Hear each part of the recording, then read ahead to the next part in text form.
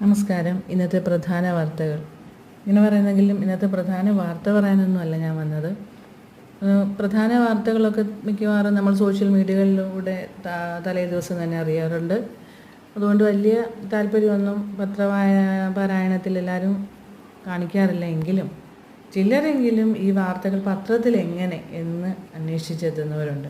അപ്പോൾ ഇന്നത്തെ പ്രധാന വാർത്തകൾ യുഗാന്ത്യം, പിറവിയുടെ സംവിധായകൻ ഷാജി കർണിന് വിട, അതുപോലെ MT വാസുദേവൻ നായർക്ക് മരണാനന്തര ബഹുമതിയായി ലഭിച്ച പത്മവിഭൂഷൺ, മകൾ അശ്വതി വി നായർ രാഷ്ട്രപതി ദ്രൗപദി മുർമുവിൽ നിന്ന് ഏറ്റുവാങ്ങുന്നു.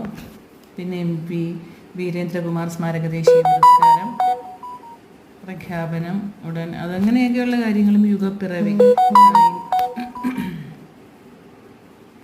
നമസ്കാരം. ഇന്നത്തെ പ്രധാന വാർത്തകൾ ഇങ്ങനെയൊക്കെ പറയുമ്പോഴും മാതൃഭൂമി ദിനപത്രം പ്രധാന വാർത്തകൾ അവതരിപ്പിക്കാനൊന്നുമല്ല എൻ്റെ ലക്ഷ്യം.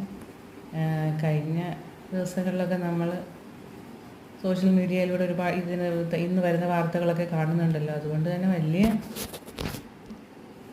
നമസ്കാരം. ഇന്നത്തെ പ്രധാന വാർത്തകൾ അങ്ങനെ വാർത്ത വായിക്കാനൊന്നുമല്ല ഞാൻ വന്നത് കേട്ടോ. തലേന്ന് തന്നെ നമ്മൾ വാർത്തകളൊക്കെ മറ്റു സോഷ്യൽ മീഡിയകളിലൂടെ നമ്മൾ അറിയുന്നുണ്ട്. പക്ഷേ ഇന്ന് നമ്മൾ പലരും പത്രം വായിക്കുന്നവർ രാവിലെ എന്തായാലും പത്രത്തിൽ എഴുതിയിരിക്കുന്നത് എന്താണെന്ന് താല്പര്യത്തോടെ വരുന്നവരുണ്ടല്ലോ. നമ്മൾ കൊച്ചു കൊച്ചു വാർത്തകൾ ഇങ്ങനെ വായിച്ച് വരുമ്പോൾ സന്തോഷം വരുന്നതും സങ്കടകരമായതും ഒക്കെ വായിച്ച് നമ്മളിങ്ങനെ താഴേക്ക് വരുമ്പോൾ ഒരു വാർത്ത നമ്മളിങ്ങനെ ആകർഷിക്കും.